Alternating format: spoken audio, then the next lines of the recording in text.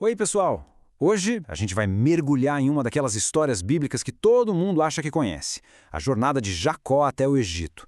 Só que, olha, não vão ficar só na superfície. Com a ajuda de comentários super antigos, a gente vai descobrir uma camada oculta de significado, quase como um código secreto escondido na história. Vamos nessa? Bom, tudo começa com essa explosão de emoção. Tenta imaginar a cena. Jacó, já um senhor que passou mais de 20 anos de luto, de repente descobre que o filho que ele chorou por tanto tempo não só está vivo, como é o governante da nação mais poderosa do mundo na época. É um momento de pura catarse que dá o pontapé inicial para uma jornada que vai mudar tudo. Então, esse aqui vai ser o nosso mapa para essa análise. A gente começa com a notícia bombástica. Depois vamos decifrar uma mensagem secreta bem legal, explorar por que Jacó hesitou, ver uma promessa divina, descobrir um acordo financeiro surpreendente e, no final, pensar um pouco sobre o que tudo isso realmente significa. Nossa primeira parada é para entender o impacto imediato dessa notícia em Jacó, porque não foi só uma boa notícia, sabe? Foi algo muito, mas muito mais profundo. Pensa só nisso. 22 anos. É uma vida. Um período de luto profundo que parecia não ter fim. A notícia de que José está vivo é tão gigantesca que, no começo, o coração de Jacó meio que congela. Ele simplesmente não consegue acreditar. Mas aí algo muda. O texto diz que o espírito dele renasceu. E aqui vem uma parte super interessante da interpretação dos comentários antigos. Esse renascimento do espírito de Jacó não era só felicidade, entende? Era um evento espiritual. A presença divina, a Shekinah, que tinha se afastado dele durante todo aquele sofrimento, agora voltava. A alegria era tão completa que restaurou até a sua conexão profética. E isso nos leva a um dos detalhes mais fascinantes da história toda. É quase um trabalho de detetive, que revela uma mensagem secreta trocada entre pai e filho. Então, a pergunta é: o que realmente convenceu Jacó? Não foi só o que os filhos contaram. Foi quando ele viu as carroças. E aqui o comentarista Rashi aponta um detalhe que parece pequeno, mas é crucial. O texto faz questão de dizer que as carroças foram enviadas por José e não pelo faraó, embora tecnicamente fossem do faraó.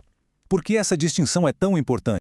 A chave de tudo está num jogo de palavras em hebraico. A palavra para carroças, agalotes, tem a mesma raiz da palavra eglá, que significa novilha. E qual era o assunto que Jacó e José estavam estudando juntos 22 anos antes, bem na época em que se separaram?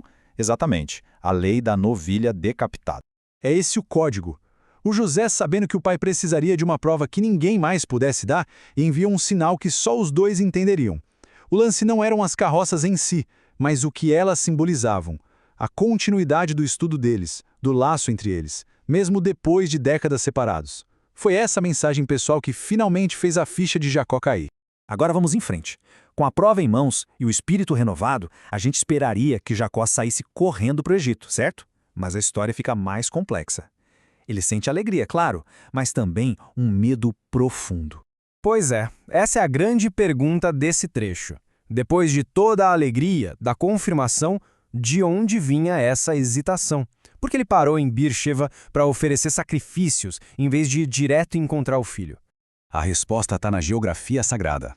Para Jacó, deixar a terra de Canaã não era uma simples viagem. Era abandonar o centro da sua conexão espiritual, a terra prometida aos seus antepassados, Abraão e Isaque. Ele ficou angustiado, com medo de que essa mudança significasse um tipo de exílio espiritual para toda a sua família.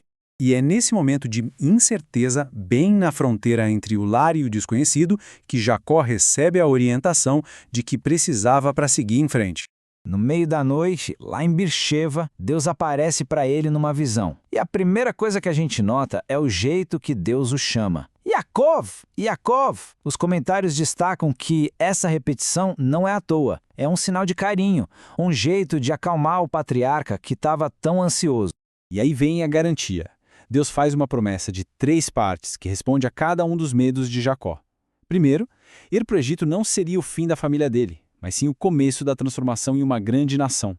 Segundo, ele não iria sozinho, a presença divina estaria junto. E terceiro, isso não era um exílio para sempre. Deus promete que Jacó seria enterrado de volta na terra de Israel. Essa última promessa de ser enterrado na sua terra, nos levam a uma história de bastidores bem surpreendente, que mostra o quanto Jacó valorizava essa conexão. Olha que detalhe incrível que está escondido nos comentários. Anos antes, Jacó tinha feito um acordo gigantesco com o irmão, Esaú. Ele entregou toda a fortuna que juntou nos anos em que trabalhou para Labão, ouro, gado, tudo, em troca de uma única coisa. Motivo: o seu lugar de sepultamento. Ele trocou uma fortuna inteira pelo direito de ser enterrado junto com seus ancestrais, na caverna de Machpelá, na terra de Canaã. A declaração dele é muito forte. Para ele, riqueza material fora da Terra Santa não tinha valor nenhum perto dessa conexão eterna. Isso mostra o peso que a promessa de Deus tinha. Então, quando a gente junta todas essas peças, percebemos que uma história que parecia ser só sobre um encontro familiar é, na verdade, uma tapeçaria cheia de códigos secretos, de angústia espiritual e de promessas muito profundas. Isso nos deixa com uma pergunta para a gente pensar.